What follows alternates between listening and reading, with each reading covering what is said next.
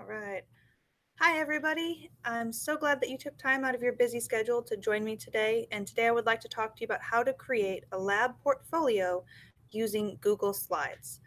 And I would like to introduce Angie Green. She's my moderator today. So if you have any questions, you can ask them in the comments and she will answer. She will be there to answer in real time. So my name is Mary Baringa and I teach at Rowlett High School. I've been teaching here for 4 years and I teach chemistry. Before that, I taught at Plano Senior High School, and I am a graduate of the UTeach program from UT Dallas. So if you guys are ready, let's go ahead and get started. I'd like to show you what I've been doing with my students to create lab portfolios this year. So I'm going to show you my screen, and we're going to switch over here.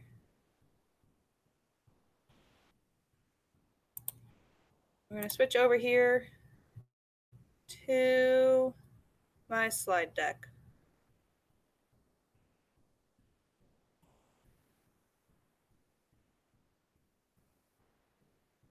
And it's taken a minute. Sorry for that.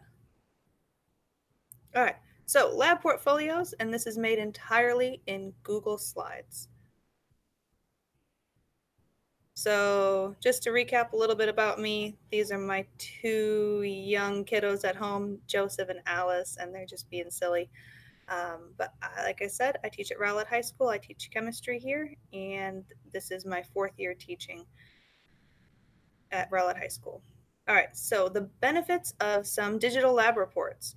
So what I found the benefits of this to be is that by having my students create their labs out of a blank document, that they are being more creative. They're making the data tables, they're making the graphs, and they get to include digital media into their lab reports. And by doing that, it increases their retention. They have fun taking pictures and videos and including that in their lab reports. And then when they look back at it again, they remember it better. I hear them say, "Oh yeah, I remember doing that. Oh yeah, it was this color. Oh yeah, those beans. I remember doing that." And it helps them to retain that information and the experience of that lab better. I've also found that by creating our lab reports in Google Slides, that the quality and the quantity of my student writing has increased dramatically. The students will write better and they will write more as they answer their analysis questions. I also don't have to lug any notebooks home as um, I go to grade these things. And I feel like this is a better preparation for my students to prepare them for AP courses and for labs when they take science classes in college.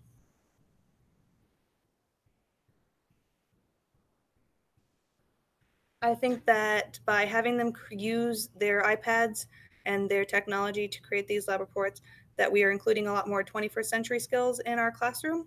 The lab reports are inherently more creative than a worksheet. I hear my students talking about the debrief of the lab a lot more. So I hear them using a lot more communication skills during class, and then also their writing is improved. And the students are also collaborating, they're working together. They're sharing techniques with each other. Hey, how do I put in a data table?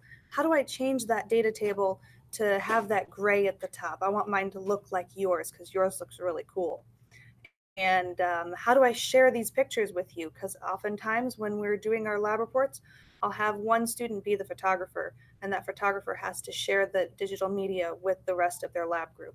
And they also, of course, since they're doing a lab, their critical thinking is they're thinking critically to solve a problem that I give them, identify an unknown, or answer a question, fulfill the objective.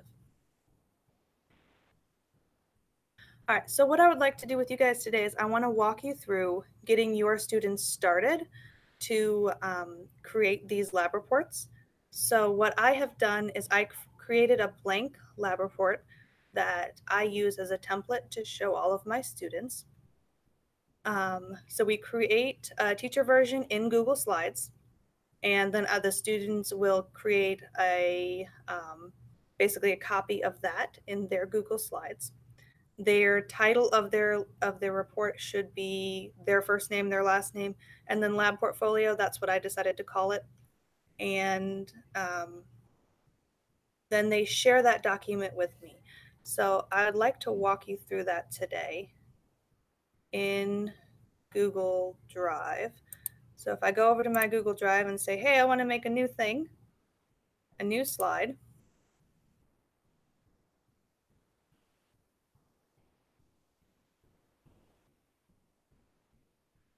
and it always takes a minute to load when you're waiting for it, right?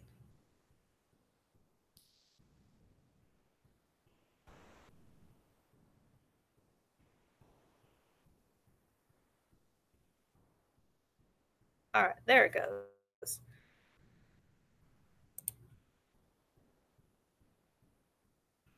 So what I would have my students do is in this new slide document that we've created, I would have them change the title of it here to be their name and lab portfolio. I thought I was. Am I not? I'm not sharing my screen. Okay. Apparently you guys can't see my screen, so let's fix that. Yeah, you go back to the YouTube part. Okay, click on that title. It's not open anywhere else. Click on the title. Yeah. Well, because the Hangout's already started. Where's your Hangout box? Apparently I've lost it. I am live. Yeah, you're live. I can hear you and see you. Okay, well that's good. Yeah. So. And it's just us. Google Hangouts. There it is. There we go. Okay. Okay, so on there. Oh, okay. I was too fast apparently. Yeah. Share. Okay, and then present to everyone. Present to everyone. And then you can go pick up where you left off. Okay. And Kathy can cut that part out whenever she's. Gotcha. Thank you. All right. Sorry for that, guys. Okay, so I would like to show you how to make a Google slide today. So I have here a brand new Google slide presentation. And what I would ask my students to do in class is to create this document and title it with their name and lab portfolio. And then I would have them do the same here, name as their first slide, and then lab portfolio. And the students always, when I have ever you make them or have them make a slide deck, they're always going to want to try to spend a lot of time choosing a pretty theme and trying to make it pretty. What I've told my students is that when they are in college and they have to turn in papers or lab reports, they're never going to be pretty. They're always just going to be very plain blank documents. And so I encourage my students to have their documents remain without a template at all and just stay the simple blank white slides. It's really challenging for them. But I just, I asked them again and again until they all got it. So all of our slides are very, very simple because I find that distracts from the content of the lab. And there's a time and a place to do these, to do the pretty templates, and it's just not with the lab reports. So I have my students do that. And then from there, they can just start adding in their new slides, and they can add in as many slides as they need to for each lab. They can add a data table, they can add graphs, pictures, digital media, writing, anything that they want to add, they can. Now, I'm on a Chromebook right now, and it looks a little bit different on a Chromebook as it does on the iPad. So it does take a little bit of time to get used to formatting on the iPad. But that's something that your campus iTech could help you out with, or someone on your campus, the digital leaders on your campus could help you figure out the exact formatting on the iPad. The other thing that I have my students do is I have them to share their document with me. So up in the corner, there's a little button to say share, and it says share with others. I have them type in my email address there and change it to can comment. I don't need to edit their lab portfolio. I just need to be able to comment on it. So once they share it with me, they never have to turn this document in. I'll just be able to see it at all times. So I can see in real time as they edit their document. So let's switch back over to here. All right. So like I said, when I get my students started to do this, I create my template version, and then I have my students create a mock of that. They title it with their name. They give me comment access only. And the one key point that I wanted to note here is please don't have your kids turn in your portfolios into Google Classroom, because if you have them do that, then they can't get their lab portfolios back after you're done grading them. And so then you have to make a copy and it becomes kind of clustered. It's just is easier and cleaner to just use the comments to grade and turn in the documents. Okay, so to get the teacher started, what you're going to do is you're going to create a folder in your Google Drive. And as your students are sharing your portfolios, you sort them out by the classes. And I can show you how to do that real quick. So I would go to my Google Drive, and I would create a new folder. And I would call it Lab Portfolio. I'm going to call it Practice since I already have a lab portfolio folder in my Google Drive. And then I would, within that folder, I can create folders for each of my classes. So I can right click, make a new folder for each of my classes, class A1, A2, A3, so on and so forth. So as my students share their document with me, it's actually going to end up here in the shared with me file. And I would just click on that and I would move everything over into this folder as they turn them into me through the share. As they share them with me, I will turn them in here. And then the other thing that you're going to want to do to make grading easy is you're going to create a new Google Sheet. And you can actually use the gradebook to create Excel document, which already has all your students' names typed out. You can definitely do it that way.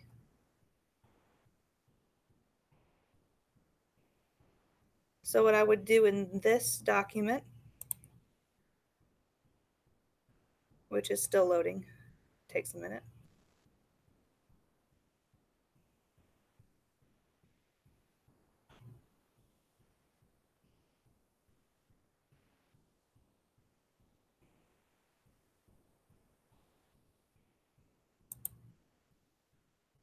There we go. I would name this Lab Portfolio Grades. I should probably spell grades right. There we go. And then I would just put each student's name in here. So student 1, student 2, so on and so forth. And then each lab would go here. So lab 1, lab 2, and so on and so forth. And then as I go along, as I want to put my next lab in here, I would insert a column here so that my older labs go to the right. Insert 1 to the left. And I would say I'll put lab 2 here. So then each new lab is the first column. It just makes it easier for me to grade it, but you can organize it how you wish. So what I would do then is I would title each sheet. I would rename it for the class. There would be A1, and I would add a new sheet that would be a duplicate of this one and make it A2, and I would name it for all of my classes. And so then when I want to grade my document, I can do this on the iPad, or I can do this on my Chromebook or my desktop. I can split screen.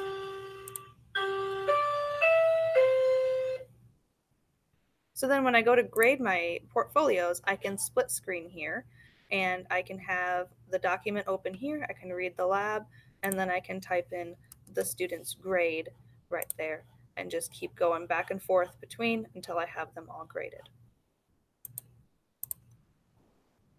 That's the wrong one. I want to go back over here. There we go. Okay. So as I mentioned earlier, my writing samples produced by my students have been greatly improved this year by these lab portfolios. So over here, this was the same lab, and this one was done in my control class, and then this one was done in my other classes that I've implemented this in.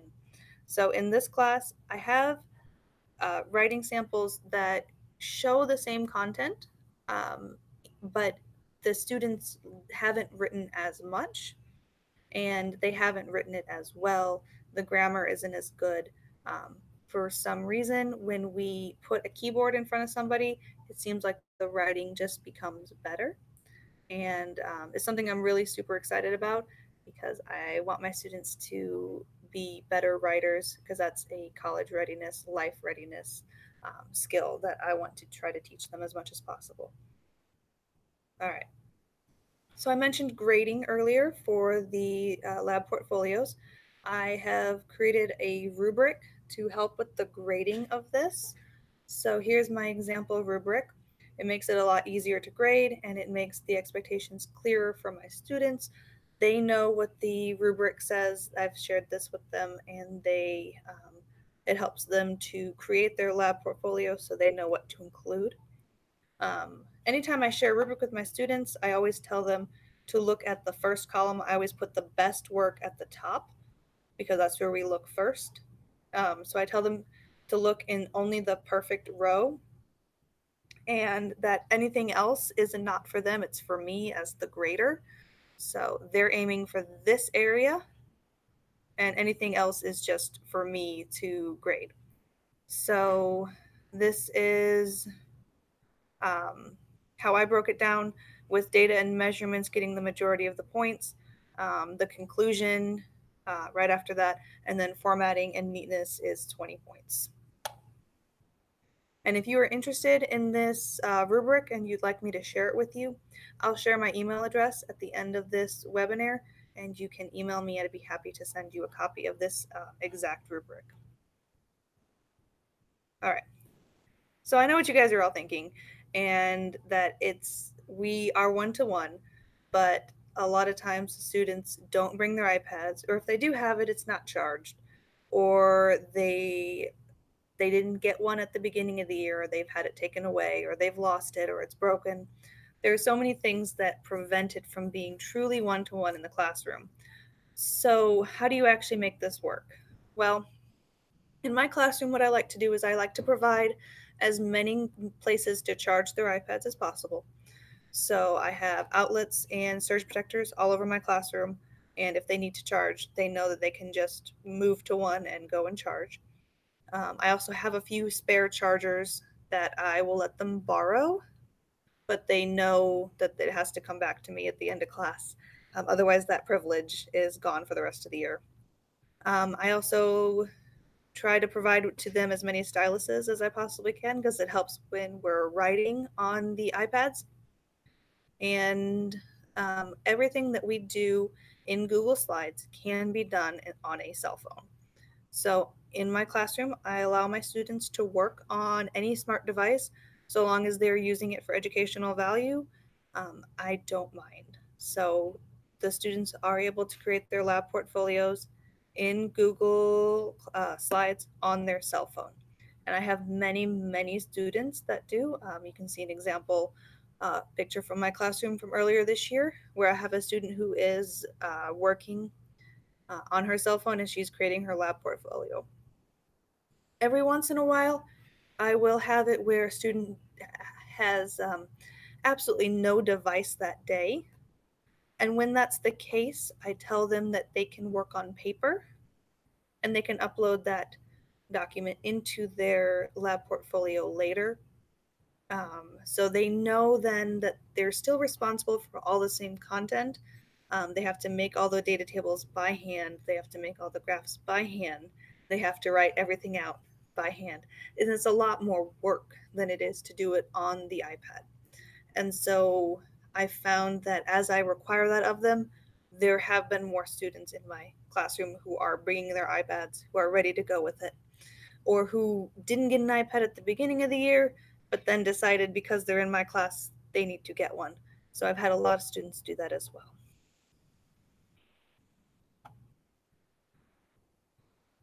Okay, so I think that's everything that I wanted to share with you guys as far as my lab portfolios that we've been doing in my classroom. And I have my email address here, mjboerin@garlandisd.net.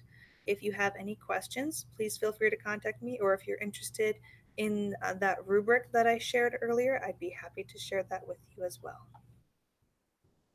Again, thank you so much for joining me today and taking time out of your busy schedule. And I hope you learned something valuable, and I hope you're able to share a portion of this or use a portion of this in your classroom to help out your instruction. I hope you have a great school year. Thanks.